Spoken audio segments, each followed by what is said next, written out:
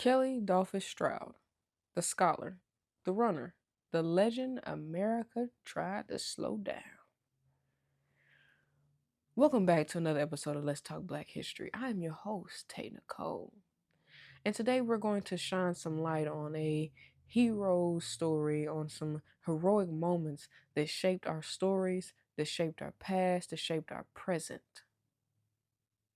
Today we're going to be talking about a man whose determination was so powerful. He literally ran and walked across the country just for the chance to compete. Let me introduce you to Mr. Kelley Dolphus Stroud. Let's talk about it. So, Mr. Kelley Dolphus Stroud was born in 1907 in Colorado Springs, Colorado.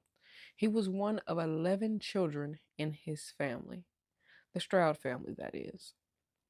See, his parents fled the Oklahoma Territory to escape racism and the racist laws, like the grandfather clause. If you don't know about it, I'll talk about it in another episode. Hoping to give their children the opportunity and education they deserved. And from a young age, Mr. Stroud knew he stood out. He knew he was brilliant. He was disciplined and hungry for success, which most kids at his age weren't. So, where did this all stem from? Let's talk about his academic excellence. So, he was accepted into Harvard University but couldn't afford to go. So, unfortunately, he had to enroll in Colorado College, which not unfortunately they had to go to the school, but just unfortunately he was accepted but couldn't go. But in Colorado College, he made history.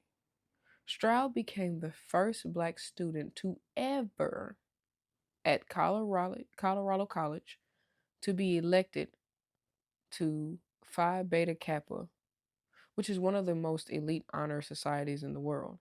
He graduated cum laude in political science in 1931. That man is smart. And he didn't just stop there, though. He later earned his master's degree and wrote it in Spanish. He wrote his thesis in Spanish. He wrote the thesis in Spanish. But let's talk about the runner in him, the runner that tried to defeat all odds. So, let's talk about one of the most unbelievable athletic stories in Black history. Mr. Stroud was a gifted long distance runner, but despite dominating in races, racism tried to block his path. And I do mean try to block his path, literally. After winning the 1928 regional 5,000 meter Olympic qualifier, the officials refused to pay for his travel, which I'm not surprised. But they refused to pay for his travel to Boston for the national trials. Everybody knew why. You know why. I know why. So what did he do? What did he do? He strapped on his shoes, filled a backpack up, kept $10 in his pocket, and picked up a golf club for protection, of course, because this is 1928, 1931. And he walked. He ran. He hitchhiked over 1,765 miles from Denver to Boston. Did you hear what I said? Let me repeat that a different way for you. He crossed the country on foot just to compete for his dream.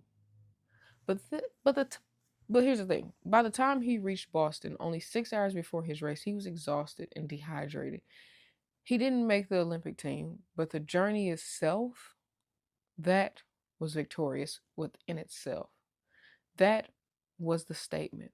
That was the moment he made himself unforgettable. That was the moment he stamped his leg, his foot, his arm, his body into Black history. So let's talk about his life after the Olympics. So, of course, after college and after the Olympic attempt, Stroud went to teach political science, coach athletes, and eventually moved into business. See, he ran a company in Portland, Oregon, right? And he became a leader in the local sports community. And I'm not surprised. The man's got determination and he's got balls. But see, after this, within the sports community, he eventually created a golf tournament. His life was a blueprint for perseverance, academically successful, athletically successful, and personally, probably very well rounded, you know. So today, Kelley Dolphus Stroud is honored at a Colorado college with a Stroud Scholarships Program and the Kelley Dolphus Stroud Club level at the Robinson Arena. His story inspired an opera, a historical exhibit, and even generations of young dreamers. Dolphus didn't just try to run a race, he ran through barriers. This has been another episode of Let's Talk Black History with Tay Nicole, that is. Make sure you guys do me a favor, and that's like and share and comment. Make sure you drop your thoughts in the comments for me. Make sure you leave me a blue heart and a fist. If you would love to hear more stories like this, please do me the best that you can by leaving it in the comments. Because all stories of Black history deserve some type of spotlight. In the meantime, I have been your host once again. So do me a favor. Stay peaceful, stay blessed, and let's stay black, baby. Peace out.